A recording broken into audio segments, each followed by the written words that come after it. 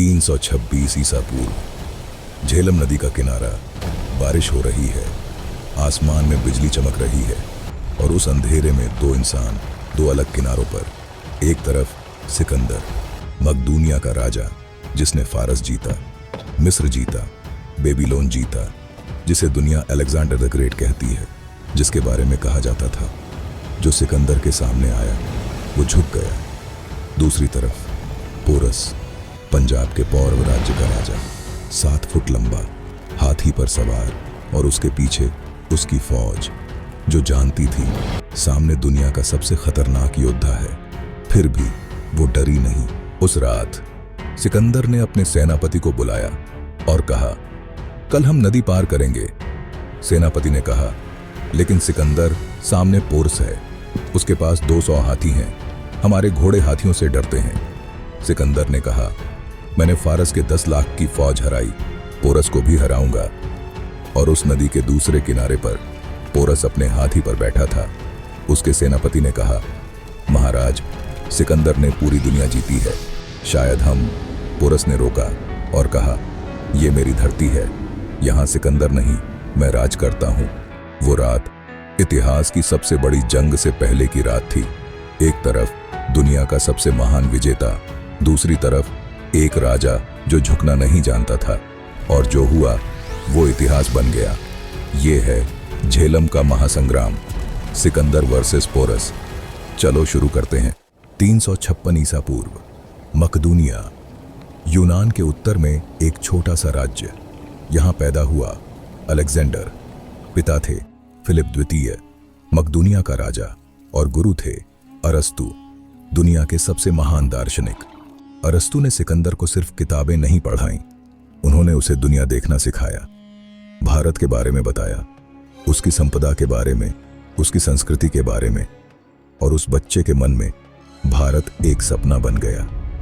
20 साल की उम्र में सिकंदर मकदूनिया का राजा बना, और 22 साल की उम्र में वो निकल पड़ा दुनिया जीतने। 334 ईसा पूर्व सिकंदर ने फारस पर हमला किया। दारा तृतीय, फारस का राजा, दुनिया की सबसे बड़ी फौज का मालिक। लेकिन सिकंदर की रणनीति, उसकी गति और उसके सैनिकों की अनुशासन दारा की फौज के सामने भारी पड़ी। इस्सस की लड़ाई, दारा हार गया, भाग गया। फारस के बाद मिस्र के लोगों ने सिकंदर का स्वागत किया, उसे देवता माना। सिकंदर ने वहां एक शहर बसाया, अलेक्जेंड्रिया, जो आज भी मौजूद है। 330 ईसा पूर्व बेबीलोन, परसेपोलिस, सुसा, एक के बाद एक फारसी साम्राज्य के शहर सिकंदर के कदमों में। और फिर सिकंदर ने पूर्व की तरफ रुख किया, बैक्ट्रिया, सोग्डियाना, आज का अफगानिस्तान, वहां भी जंग, जीत। 327 ईसा पूर्व सिकंदर हिंदू कुश पार कर भारत की सीमा पर खड़ा था। उसके सैनिक थके हुए थे, 8 साल की यात्रा, हजारों किलोमीटर। लेकिन सिकंदर रुकने को तैयार नहीं था। उसने अपने सैनिकों से कहा, एक और कदम, भारत हमारा इंतजार कर रहा है। उसी दौर में झेलम और चिनाब नदियों के बीच पौरव राज्य, आज का पंजाब, और उस राज्य का राजा पोरस। पोरस के बारे में जो जानकारी मिलती है वो हैरान करती है। 7 फुट से ज्यादा लंबाई, विशालकाय शरीर, और एक ऐसी शख्सियत जो कमरे में आए तो हर कोई सीधा हो जाए। लेकिन पोरस सिर्फ शरीर से बड़ा नहीं था, वो दिमाग से भी तेज था। उसने अपनी फौज को एक खास तरीके से तैयार किया था। हाथी, 200 युद्ध हाथी, जो दुश्मन की फौज को देखते ही टूट पड़ते थे। पोरस को पता था सिकंदर आ रहा है। उसके जासूसों ने खबर दी, महाराज, सिकंदर ने तक्षशिला जीत लिया। आम्भी राजा ने बिना लड़े आत्मसमर्पण कर दिया। पोरस का चेहरा सख्त हो गया। आम्भी, तक्षशिला का राजा, जिसने बिना लड़े सिकंदर के सामने झुक गया। पोरस को वो खबर एक चुनौती की तरह लगी। उसने अपने सेनापतियों को बुलाया और कहा, आम्भी ने झुकना चुना, हम लड़ना चुनेंगे। एक सेनापति ने पूछा, महाराज, सिकंदर ने फारस जीता, मिस्र जीता, हम कैसे? पोरस ने रोका, उसने फारस जीता क्योंकि दारा भाग गया, मैं नहीं भागूंगा। पोरस ने झेलम नदी के किनारे अपनी पूरी फौज तैनात की। 20,000 पैदल सैनिक, 2,000 घुड़सवार, 200 हाथी, 300 रथ, और वो खुद अपने सबसे बड़े हाथी पर बैठकर नदी के किनारे खड़ा हो गया। इंतजार में 327 ईसा पूर्व सिकंदर ने खैबर दर्रा पार किया और भारत में कदम रखा। सबसे पहले मिला तक्षशिला, आज का रावलपिंडी के पास। उस वक्त उत्तर भारत का सबसे बड़ा शहर, ज्ञान का केंद्र और तक्षशिला के राजा आंभी ने सिकंदर का स्वागत किया बिना लड़े। सिकंदर ने तक्षशिला में कुछ दिन बिताए। उसने वहां के विद्वानों से बात की, भारतीय दर्शन के बारे में जाना। जिम्नोसोफिस्ट, वो भारतीय साधु जिन्हें सिकंदर ने देखा और हैरान रह गया। उनकी बुद्धि, उनका तर्क, उनका निडरपन। सिकंदर ने उन साधुओं से पूछा, तुम क्यों नहीं डरते? एक साधु ने कहा, क्योंकि तुम सिर्फ शरीर को मार सकते हो, आत्मा को नहीं। सिकंदर एक पल के लिए चुप हो गया। लेकिन तक्षशिला में सिकंदर को एक और खबर मिली। आंभी, जो उसका दोस्त बन गया था, उसे पोरस के बारे में बताया। सिकंदर, पोरस बहुत ताकतवर है, उसके 200 हाथी हैं और वो झुकने को तैयार नहीं। सिकंदर ने मुस्कुराकर कहा, बहुत अच्छा, असली जंग तो अब होगी। सिकंदर ने पोरस के पास एक दूत भेजा। संदेश था, झुक जाओ, कर दो और अपना राज्य बचाओ। पोरस ने दूत को वापस भेजा। जवाब था, मैं सिकंदर से मिलूंगा, लेकिन युद्ध के मैदान में। सिकंदर ने वो जवाब सुना और पहली बार उसके चेहरे पर एक अलग भाव आया, सम्मान। 326 ईसा पूर्व मई, झेलम नदी। मानसून आने वाला था। नदी में पानी बढ़ रहा था, तेज उफनती। सिकंदर की फौज एक किनारे पर, पोरस की फौज दूसरे किनारे पर। सिकंदर ने नदी देखी और समझ गया, सीधे पार करना आत्मघाती होगा। पोरस के हाथी नदी से निकलती फौज को कुचल देंगे। सिकंदर ने एक योजना बनाई जो आज भी मिलिट्री हिस्ट्री में पढ़ाई जाती है। पहला कदम, भ्रम पैदा करो। सिकंदर ने हर रात अपने सैनिकों को नदी किनारे मार्च करवाया, ढोल बजवाए, मशालें जलवाईं। ऐसा दिखाया जैसे आज रात नदी पार करेंगे। पोरस की फौज हर रात तैयार हो जाती, हाथी तैयार, सैनिक तैयार, लेकिन सिकंदर नहीं आता। ये खेल कई दिनों तक चला। धीरे धीरे पोरस के सैनिक सतर्कता खोने लगे। सिकंदर आएगा ही नहीं, ये सिर्फ डराने की कोशिश है। दूसरा कदम, असली मौका। सिकंदर ने एक जगह ढूंढी, झेलम नदी में 27 किलोमीटर ऊपर, एक जगह जहां नदी थोड़ी संकरी थी और एक टापू था जो नदी पार करने में आसानी देता। एक तूफानी रात, बारिश, बिजली, अंधेरा। सिकंदर ने अपनी मुख्य फौज का एक हिस्सा उस जगह से नदी पार करवाया। चुपचाप, बिजली की आवाज में नावों की आवाज दब गई। जब पोरस के जासूसों ने खबर दी, तब तक सिकंदर आधी नदी पार कर चुका था। पोरस ने फौरन फैसला किया। उसने अपने बेटे को एक छोटी फौज लेकर भेजा, सिकंदर को नदी पर ही रोकने। लेकिन सिकंदर की घुड़सवार फौज पोरस के बेटे की टुकड़ी से बड़ी थी। एक छोटी जंग, पोरस का बेटा वीरगति को प्राप्त हुआ। जब यह खबर पोरस तक पहुंची, उसकी आंखें भर आईं, लेकिन वो रुका नहीं। उसने अपनी पूरी फौज सिकंदर की तरफ मोड़ी और खुद अपने सबसे बड़े हाथी पर बैठकर आगे बढ़ा। 326 ईसा पूर्व, झेलम के मैदान में दोनों फौजें आमने सामने। पोरस की रणनीति, आगे हाथी, पीछे पैदल सेना, दोनों तरफ घुड़सवार और रथ, हाथियों की एक दीवार जो सिकंदर की घुड़सवार फौज को आगे बढ़ने नहीं देगी। सिकंदर की रणनीति, हाथियों से बचो, घोड़ों को हाथियों के पास मत जाने दो, क्योंकि सिकंदर जानता था उसके घोड़े हाथियों से डरते हैं। जंग शुरू हुई। पहला घंटा, सिकंदर की घुड़सवार फौज पोरस के दाएं हिस्से पर हमला किया। पोरस ने अपने घुड़सवारों को भेजा। दोनों तरफ भयंकर संघर्ष, लेकिन सिकंदर की एक और टुकड़ी बाईं तरफ से घूमकर पोरस के पीछे आ गई। पोरस की घुड़सवार फौज दो तरफ से घिर गई। दूसरा घंटा, अब बारी थी हाथियों की। पोरस के हाथी आगे बढ़े। सिकंदर के सैनिक हाथियों को देखकर पीछे हटने लगे। हाथी भारी, विशाल और खौफनाक, लेकिन सिकंदर तैयार था। उसने अपने सैनिकों को हाथियों के पैरों पर हमला करने का हुक्म दिया। भाले, तलवारें हाथियों के पैरों पर। घायल हाथी पागल हो गए और उन्होंने पोरस की अपनी फौज को रौंदना शुरू कर दिया। ये देखकर पोरस की पैदल सेना में भगदड़ मच गई। तीसरा घंटा, पोरस की फौज टूट रही थी, चारों तरफ से घिरी, हाथी बेकाबू, घुड़सवार हार चुके। लेकिन पोरस, वो अपने हाथी पर बैठा लड़ता रहा, अकेला। जब पूरी फौज बिखर रही थी, वो डटा रहा।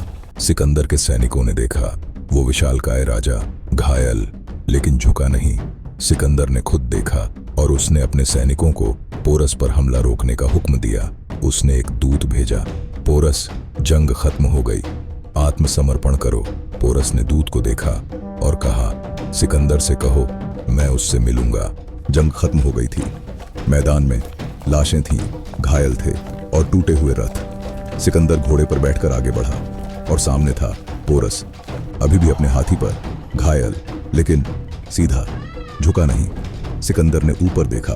पोरस की ऊंचाई हाथी पर बैठे आसमान छूती लग रही थी।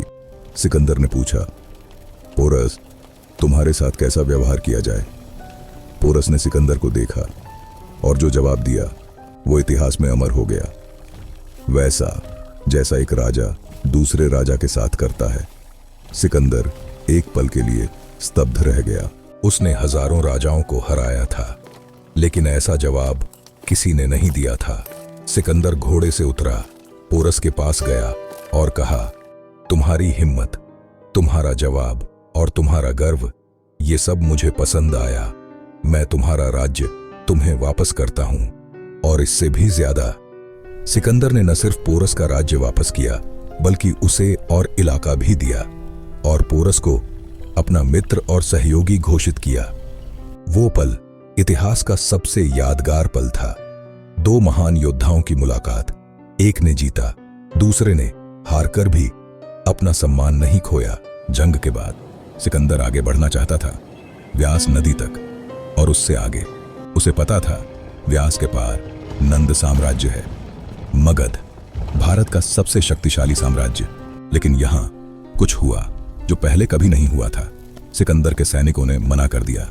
8 साल, हजारों किलोमीटर, फारस, मिस्र, बेबीलोन, अफगानिस्तान और अब भारत।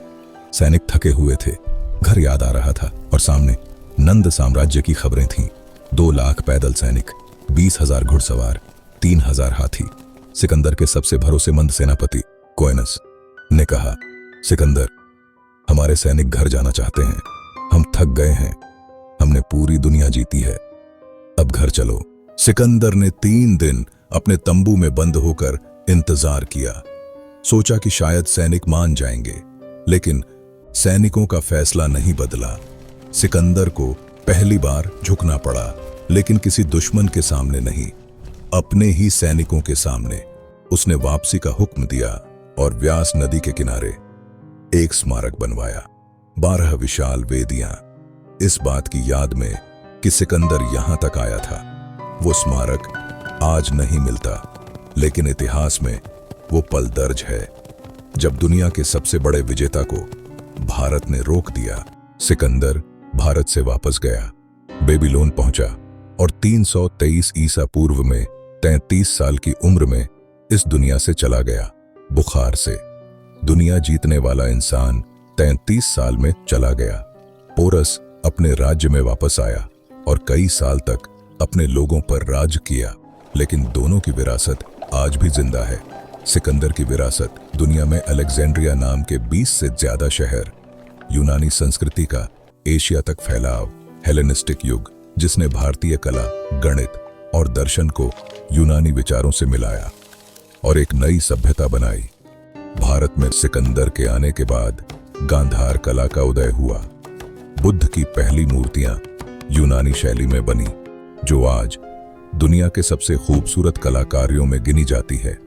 पोरस की विरासत, वो राजा जिसने दुनिया के सबसे बड़े विजेता से टक्कर ली, हारा लेकिन सम्मान नहीं खोया, वैसा जैसा एक राजा दूसरे राजा के साथ करता है।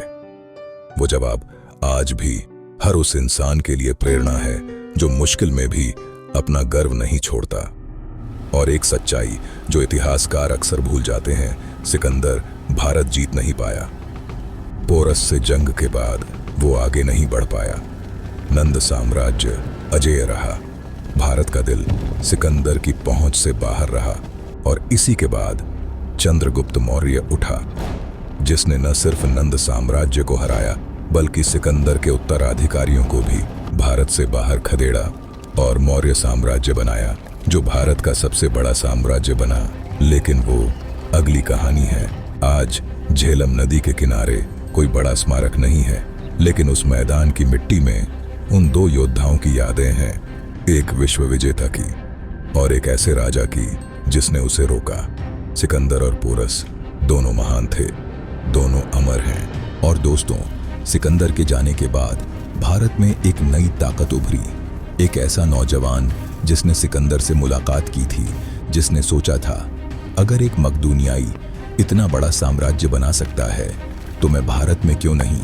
उसने नंद साम्राज्य को उखाड़ फेंका, सिकंदर के उत्तराधिकारियों को हराया और भारत का सबसे बड़ा साम्राज्य बनाया। चंद्रगुप्त मौर्य साम्राज्य के संस्थापक। अगले वीडियो में सब्सक्राइब करना मत भूलना और ये वीडियो उन दोस्तों को भेजो जो भारतीय इतिहास से प्यार करते हैं।